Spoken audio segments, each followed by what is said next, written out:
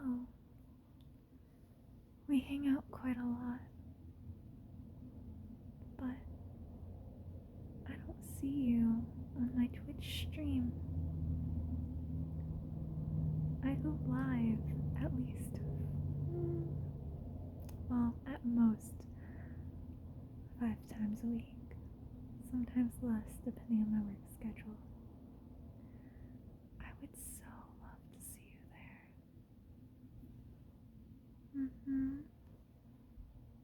Yeah, it's just twitch.tv/Lisa_ASMR. Wouldn't you want to hang out with me? Live. Request some ASMR triggers. Maybe play some games with me. I'd like to interact with you too. Okay. Well, after you hit that subscribe button and go follow me on Twitch, we'll continue our reading.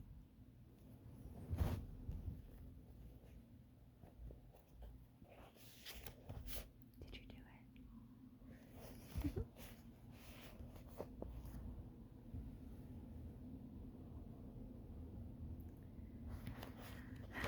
When we reached the dead rat wielding kids, Derek collapsed. He fell forward, snout first into the asphalt. The kids stared, startled but didn't bolt. A soft shudder went through the werewolf, releasing a mist and leaving the naked, humid body curled on the ground. The kids looked on. The gash on his thigh was deeper than I had thought. The creature's claws had severed the thick muscle shield on the quadriceps and cut deep into the calf. I peered into the wound and saw the shredded femoral artery.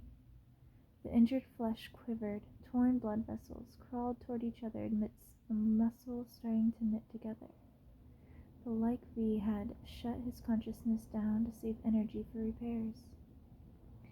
Pain lanced my waist, tearing up into my chest.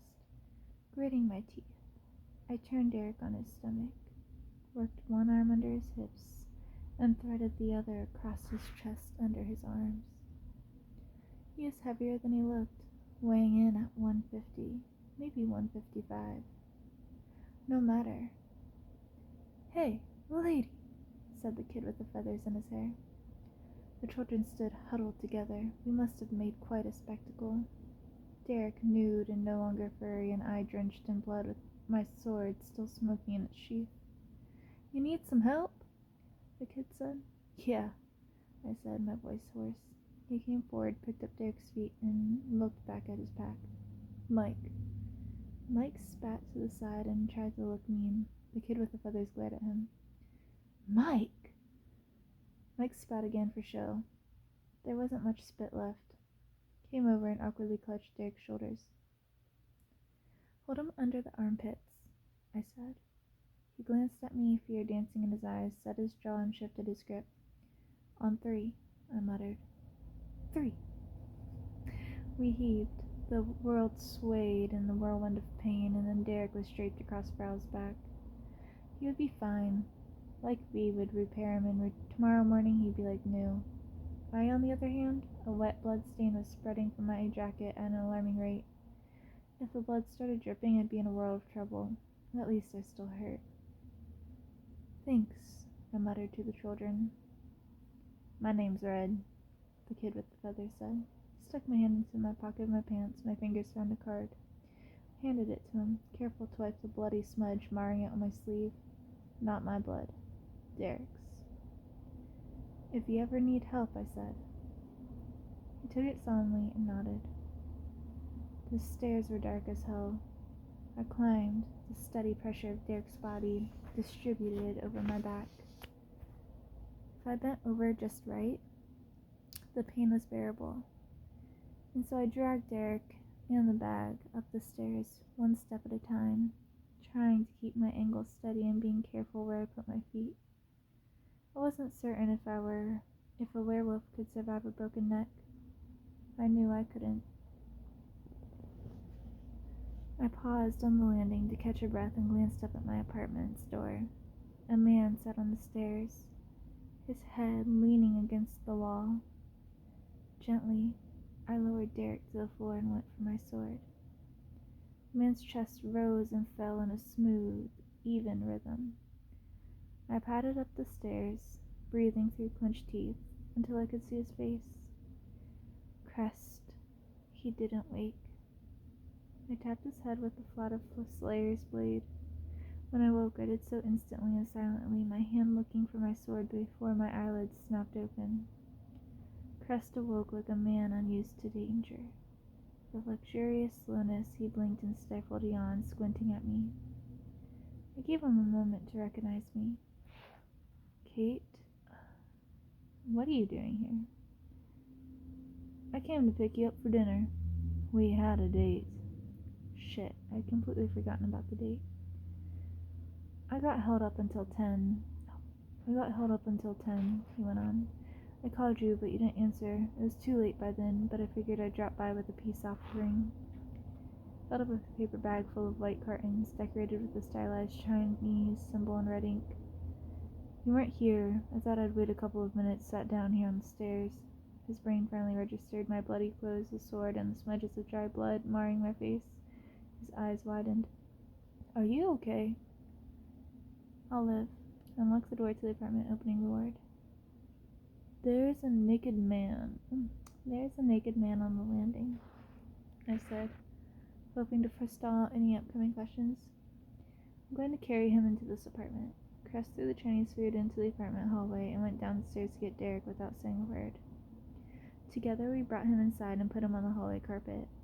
I shut the door in the world's face and let out a breath. I kicked off my shoes and turned the lantern switch. My shoes were bloody again. Oh well. Nothing a lot of bleach wouldn't fix. The tiny flames of fey lanterns surged up, bathing the apartment in a comforting soft glow. Crest knelt to examine Derek's leg. He needs emergency care, he said. His voice had a brisk, professional, slightly distant tone good physicians adopted under stress.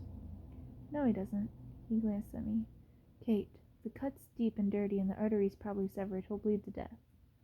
Dizziness came and I swayed a little. I wanted to sit down, but couches and chairs were harder to bleach than shoes. He isn't bleeding.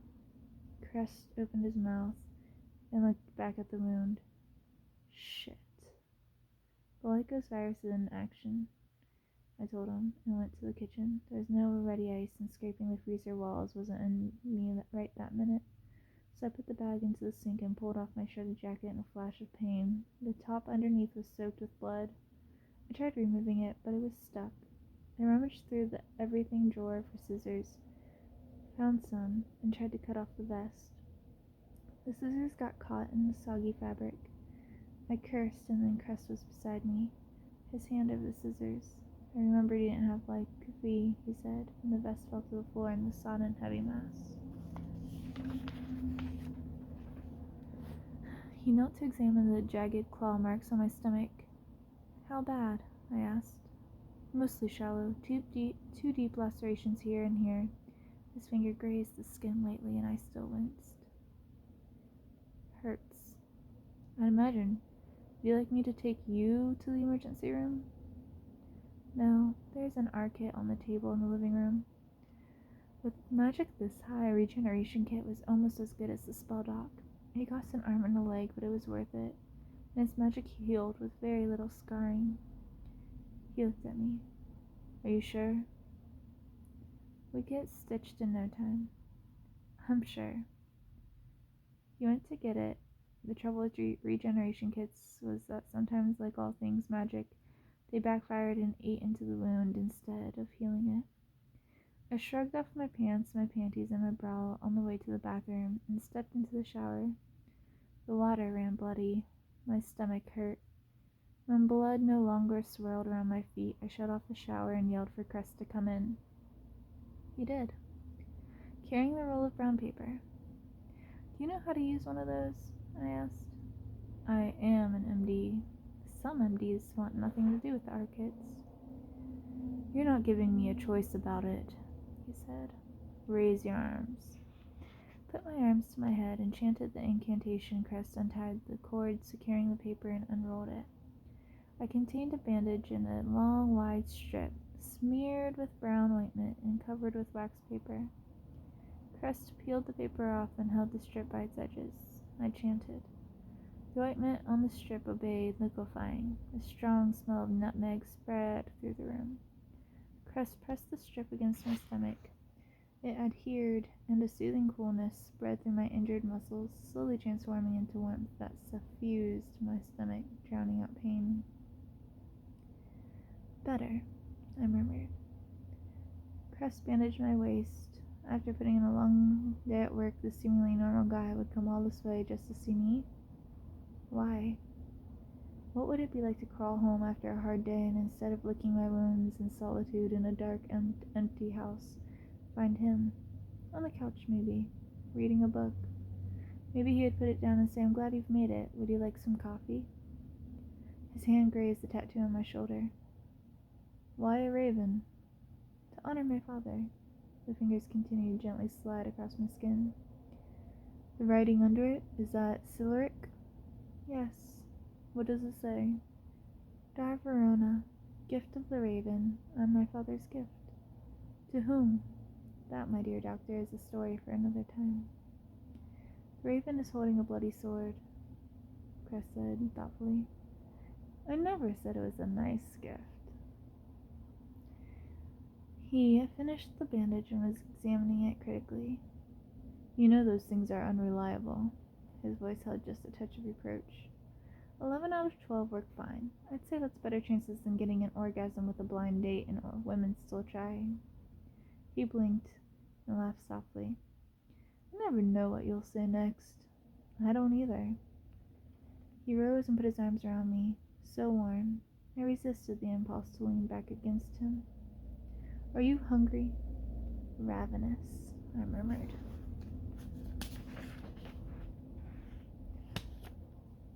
The food's probably cold by now. I don't care.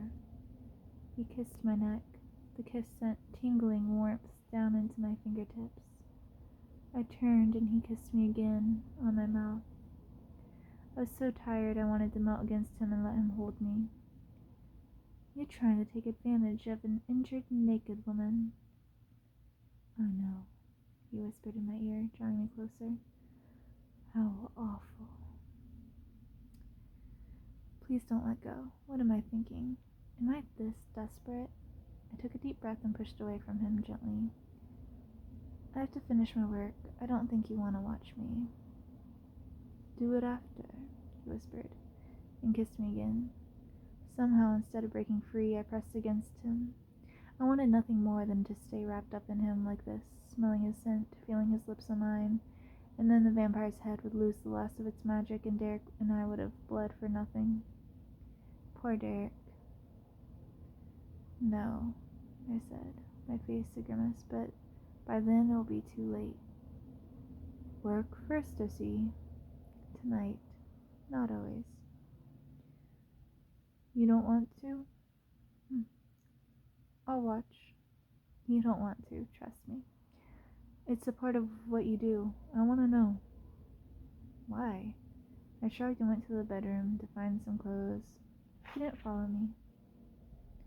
In the kitchen, I set a large silver tray in the middle of the table, supported by 4 legs. It rose above the surface of the table about 3 inches. Greg had kept an excellent supply of herbs in his apartment. Having combined them in the right proportions, I spread the aromatic mixture of the platter so it covered the metal completely. Crest sat on the chair in a corner and watched me. I pulled the strings of the bag, took the head out, and placed the monstrosity onto the powder, balancing it on the stump of the neck. What the hell is that? A vampire, I said. I've seen pictures. They don't look like that. It's very old.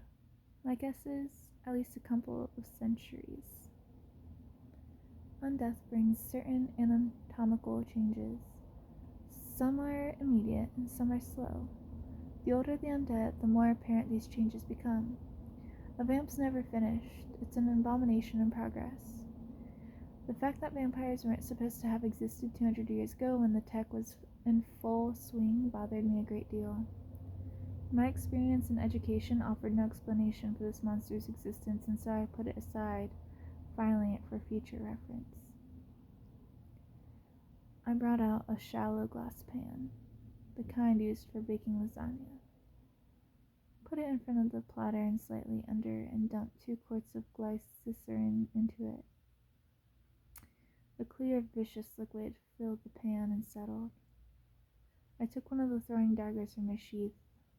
Cress grinned at the black blade. Fancy.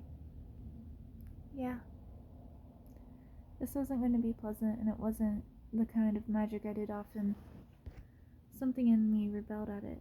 Something born of my father's instruction and my own view of the world and where I stood in it. The head rested on the herbs.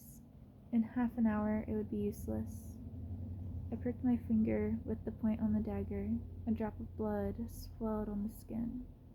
Power pulsed in it, and I touched the blood to the herbs, the blood magic and undated, acting like a catalyst, fusing, shaping, molding. The natural force of the dried plants, it surged upward through the stump of the neck, spreading through the capillaries in the face, engulfing the brain, saturating the dead. I guided it, helped it along, until the entire head sat suffused with magic. My finger touched the thick skin of the vamp's forehead, leaving a bloody smudge and sending a shock of power through the undead flesh. Wake. The dead eyes snapped open, the horrid mouth opened and closed soundlessly, contorting with impossible elasticity. Crest fell off his chair. The vamp's eyes stared wide at me, unblinking. Where's your master? Show me your master. Dark magic boiled from the head, drowning the room. It swelled, vicious and furious, like an enraged animal ready to strike. In the corner, Crest drew a sharp, loud breath. A tremor rippled through the head. The eyeballs bulged from their sockets. The black tongue, long and flat, hung from between the reptilian lips, and the sickle teeth bit into it, drawing no blood. Impaled on the teeth, the tongue jerked obscenely. I pushed harder, bringing the weight of my power upon the resilient necromagic. Show me your master! Red drowned the whites of the vampire's eyes. 2 thick streaks of dark blood poured from what had once been tear ducts. The streams carved their path down the face and into the herbs, mixing with a torrent of blood from the stump of the neck. The foul flood swept in dried herbs, falling into the glycerin and spreading an uneven, angry stain upon its surface. The blood darkened until it was almost black, and in it I saw a distorted but unmistakable image of a gutted skyscraper with a round Coca-Cola logo, half buried in rubble. Unicorn Lane. Always Unicorn Lane. The head jerked, the bones of the skull cracked like a broken nutshell. The flesh peeled off the vamp's face, curving in long slabs to the herbs. The exposed jellied mass of the brain glared through the fractured skull. The stench of putrescence filled the kitchen. I threw a plastic trash bag over the head and inverted the tray, sending in the head and the herbs into the bag. I tied the bag and set it into the corner. The blood and glycerin had clotted into an ugly, rotting mass. I dumped it down the drain. Crest rubbed his face. I did warn you. He nodded. I washed my hands and my arms up to the elbow with fresh-smelling soap and went into the living room, pausing on the way to check on Derek. He was sleeping like a baby. I sat on the couch, leaned back, and closed my eyes. This was the point when most men ran for cover. I sat and rested. The desire for intimacy had passed, and my longing now appeared unreal, ethereal, like a half-forgotten dream. I heard Crest walk into the room. He sat next to me. So that's what you do, he said. Yeah. We sat silent for a few breaths. I can live with it, he said. I opened my eyes and looked at him. He shrugged. I'm not going to watch again, but I can live with it. He leaned forward, resting his elbows on his knees. Have you ever met someone and felt, I don't know how to describe it, felt a chance at having something that eluded you? I don't know. Forget I said anything. I knew what he meant. He was describing that moment when you realize that you are lonely. For a moment you can be alone and doing fine and never give a thought to living any other way, and then you meet someone and suddenly you become lonely. It stabs at you, almost like a physical pain, and you feel both deprived and angry. Deprived because you wish to be with that person, and angry because their absence brings you misery. It's a strange feeling, akin to desperation, a feeling that makes you wait by the phone, even though you know that the call is an hour away. I was not going to lose my balance. Not yet. I moved closer to him and leaned against his shoulder. We both knew that sex was out of the question. Do you mind if I stay anyway? He asked. No. I fell asleep leaning on him. Well, we hit to chapter 6. So I think that's probably a great place to stop. Don't you? It's pretty chilly in here. Are you cold? I'll warm you up.